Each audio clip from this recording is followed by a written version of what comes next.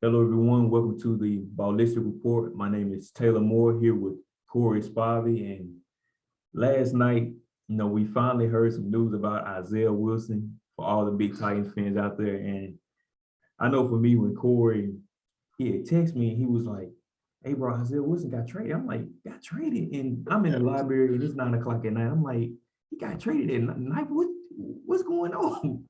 Right. So Corey, man, so what are your initial thoughts about Isaiah Wilson man getting traded to the Miami Dolphins?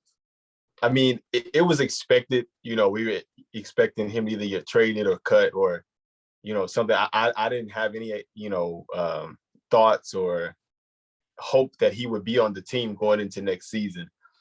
So that it was definitely expected. And I believe it's one of those situations from a chemistry perspective where, the old phrase goes addition by subtraction.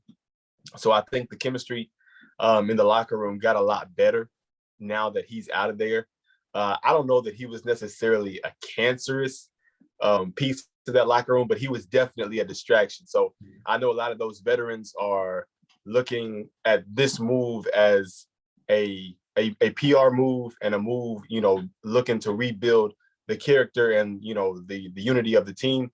I was glad that he was moved. But again, I wasn't really surprised. Yeah, I definitely agree with you, man. But I know with me, I definitely wasn't expecting him to be traded this earlier in the offseason. I was thinking, man, that I was thinking that it'll probably came down closer down to like training camp, and like when they finally, find someone who would take him. Also, man, but then again, just thinking about both sides, just now Miami, man, they probably thinking that, hey, we don't have to worry about drafting this position, coming up at least. So, Yeah. really, for us to even get something from him, hey, that's, I can't really be mad at it, man. So it is what it is at this point, man. Man, so other than that, man, do you think like the Titans probably should have got more than the 7th round pick? you know, we always talk from two sides. From a fan's perspective, I definitely would have liked to see them get more. I think one of the initial reports, I don't know if they took that one back, but it was saying something about them getting the first round. I don't know if that was just a thing about them, somebody trying to get out there Yeah. and be first and drop this blockbuster. So when I first heard that, I was excited because that would have been a surprise.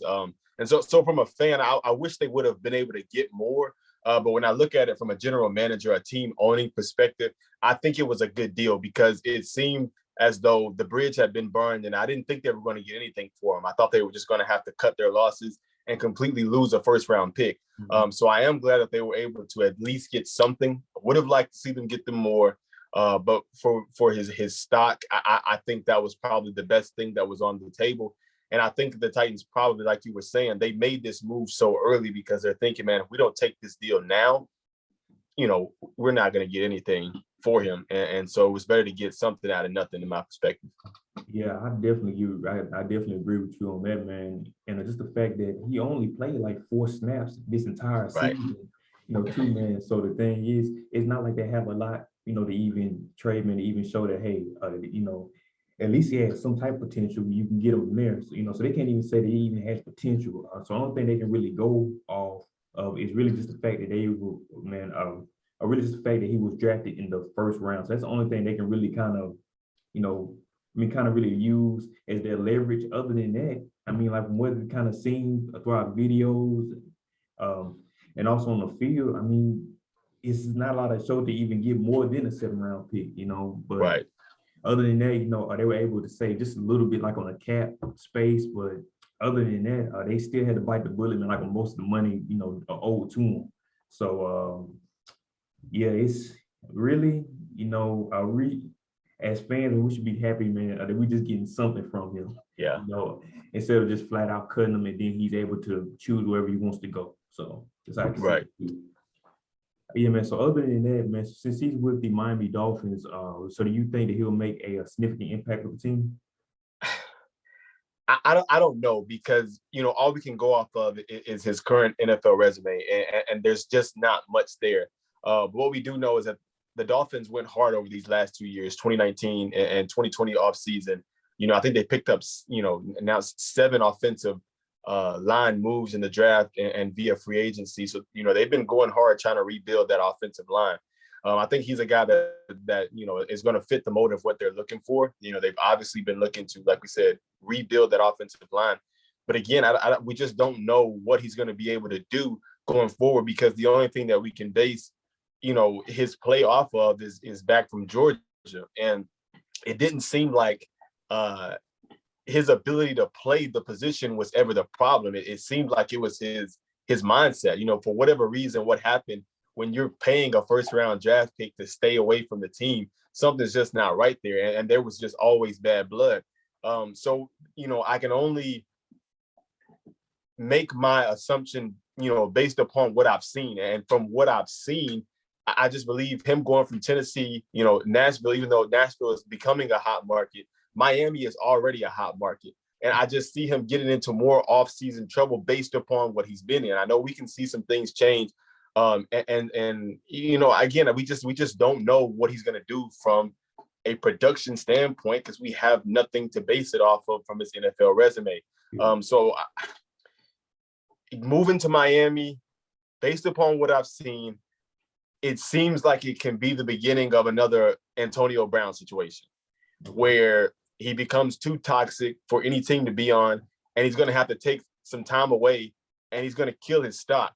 But for the sake of young black men in the league, I hope he turns this thing around and just gets back on the right track. Hopefully it was just a thing in Tennessee, but I just honestly, I don't know what's going to happen in Miami.